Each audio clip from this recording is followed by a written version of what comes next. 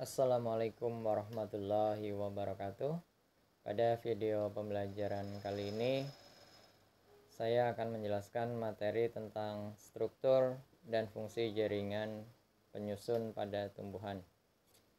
Ada dua bagian yang akan saya bahas pada video kali ini. Yang pertama adalah jaringan penyusun tumbuhan. Yang kedua, struktur dan fungsi jaringan pada akar, batang, dan daun. Oke, langsung saja kita bahas.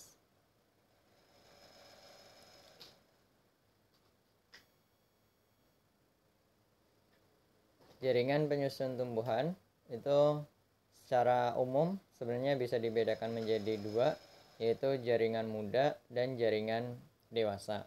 Jaringan muda ini terdiri dari jaringan meristem, sedangkan jaringan dewasa terdiri dari jaringan pelindung, jaringan penyokong, jaringan penguat, dan jaringan pengangkut. Kita bahas satu persatu. Yang pertama adalah jaringan meristem. Jaringan meristem ini ciri utamanya sel-selnya masih aktif membelah. Pembelahannya itu dilakukan secara terus-menerus dan fungsinya ini untuk menambah jumlah sel pada tumbuhan sehingga tumbuhan bertambah tinggi, bertambah besar. Itu salah satu faktornya adalah karena terjadinya pembelahan sel pada jaringan meristem.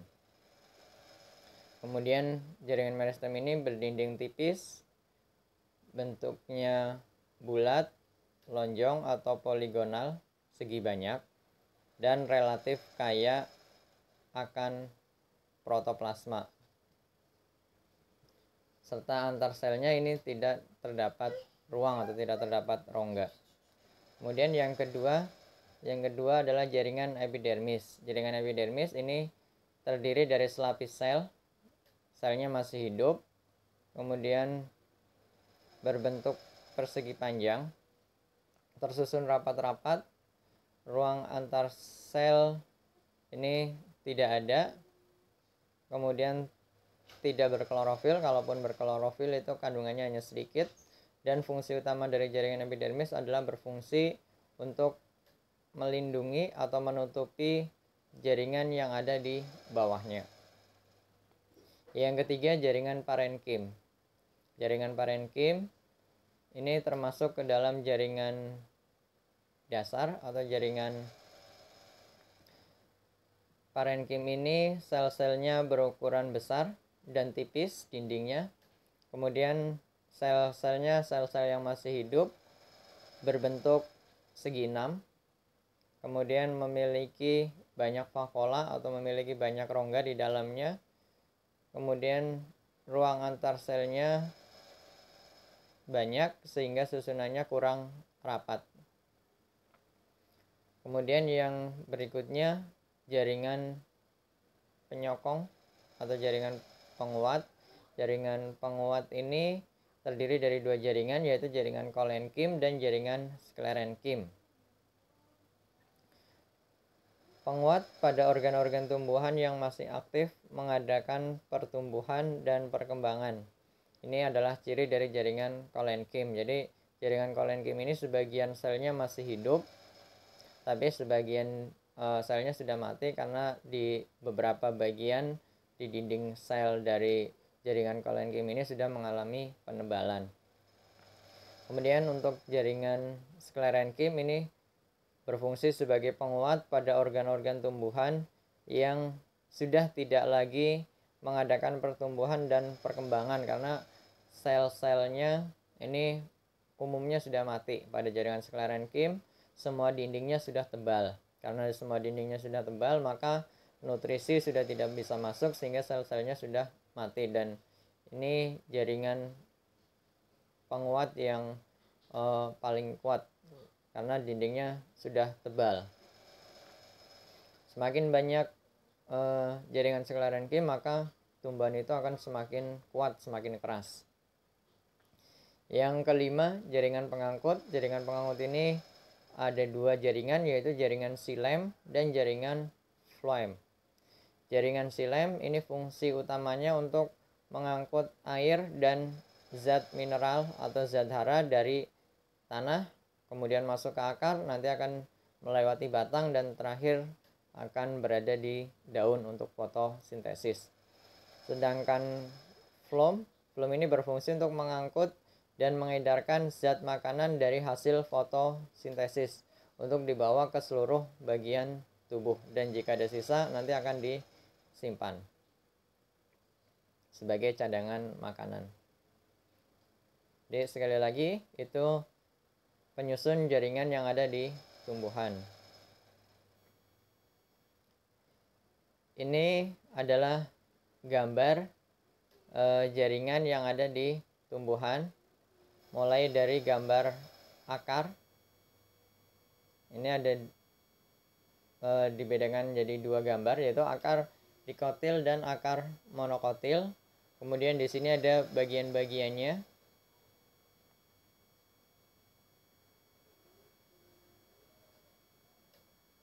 Jadi salah satu perbedaan yang cukup jelas di situ adalah letak atau susunan xilem dan phloem.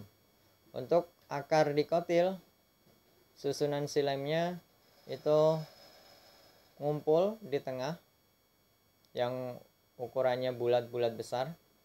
Kemudian xilemnya berada di tepi atau di sela-selanya.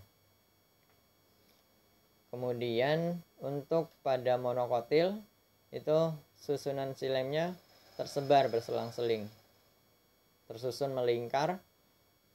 Yang bulat ukurannya besar itu xilem, sedangkan yang ukurannya lebih kecil-kecil itu phloem. Kemudian pada bagian batang juga sama, ada batang dikotil, ada batang monokotil. Untuk pada dikotil ini jaringan xilem dan jaringan phloemnya tersusun rapi, melingkar. Xilem berada di sebelah dalam, sedangkan phloem berada di sebelah luar. Sekali lagi, yang ukurannya besar bulat-bulat itu adalah yang xilem, sedangkan yang ukurannya kecil-kecil adalah phloem. Sedangkan pada batang monokotil, xilem dan phloemnya itu tersebar. Yang terakhir pada organ daun, ini antara daun dikotil dan monokotil itu untuk susunan jaringannya itu sama. Yang paling atas adalah epidermis atas, kemudian mesofil, palisade atau jaringan tiang, kemudian ada mesofil spon atau jaringan spon, parenkim. Kemudian di situ juga ada jaringan pengangkut yang sama pada akar dan batang, terdiri dari dua, yaitu xilem dan phloem. Jika pada daun, xilem terletak di bagian atas, kemudian phloem terletak di bagian bawah. Kemudian bagian yang paling bawah pada daun adalah epidermis bawah. Epidermis bawah itu terdapat stomata.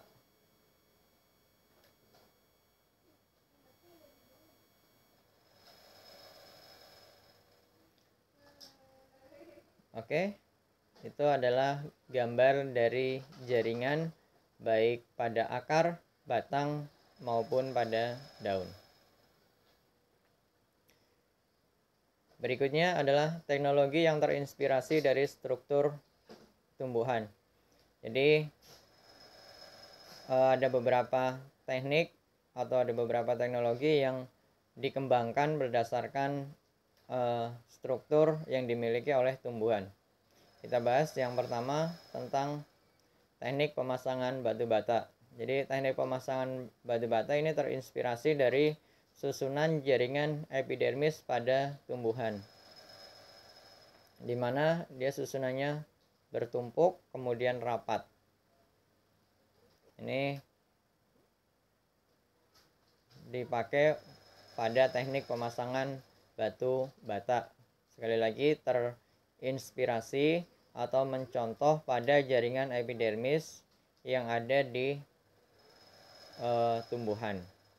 Susunannya kurang lebih seperti itu, seperti di gambar. Kemudian yang kedua, teknik fondasi atau teknik cakar ayam. Ini terinspirasi pada akar pohon nyiur. Jadi pohon nyiur dia walaupun berada di tanah atau permukaan yang landai atau miring, dia bisa berdiri kokoh, bisa berdiri kuat. Hal ini disebabkan karena pohon nyiur memiliki akar serabut yang jumlahnya cukup banyak, dan ini diadopsi atau digunakan untuk teknik fondasi pada cakar ayam, pada bangunan-bangunan yang tinggi besar. Jadi permukaan tanahnya digali, kemudian dibikin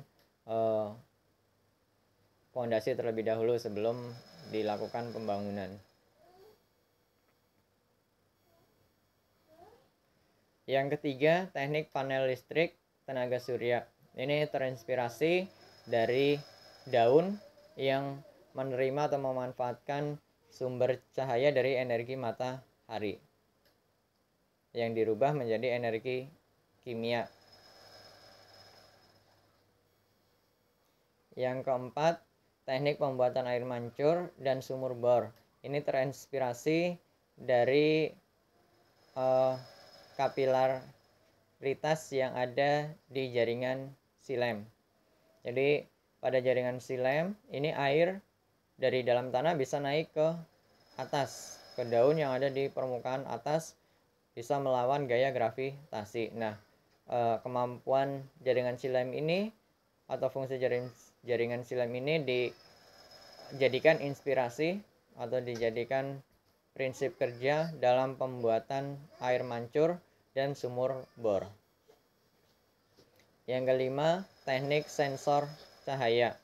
Teknik sensor cahaya ini menggunakan prinsip dari stomata yang ada di pohon kaktus. Jadi pohon kaktus itu memiliki stomata yang bisa membuka dan menutup secara otomatis pada malam dan siang hari. Nah, ini dipakai tekniknya untuk teknik sensor cahaya. Jadi di sini ada lampu LDR, Light Dependent Resistor, di mana lampu tersebut bisa mendeteksi tentang sensor cahaya. Jadi kalau misalkan cahayanya sedikit, maka lampu tersebut secara otomatis akan menyala. Sedangkan ketika cahayanya sudah banyak, maka lampu tersebut akan mati secara otomatis. Kemudian teknik yang keenam, teknik lapisan pelindung dan pengilap. Ini terinspirasi dari tanaman seroja. Jadi di Jerman ada sebuah gedung yang gedungnya ini bisa secara otomatis dindingnya selalu bersih ketika ada hujan, karena dilapisi permukaannya seperti tanaman daun seroja atau bunga seroja, sehingga ketika ada air hujan, ada air, dia kotorannya akan langsung ikut terbawa aliran air, sehingga mengurangi biaya untuk pembersihan gedung, karena pembersihan gedungnya dilakukan secara alami melalui air hujan. Kemudian yang ketujuh adalah teknik pemurnian air. Teknik pemurnian air ini meniru prinsip pada akar enceng gondok. Jadi alat ini bekerja untuk mengubah air yang kotor menjadi air yang bersih, bahkan siap untuk diminum. Tekniknya sekali lagi meniru pemurnian air pada tanaman enceng gondok. Oke, sekian video pembelajaran kali ini. Terima kasih.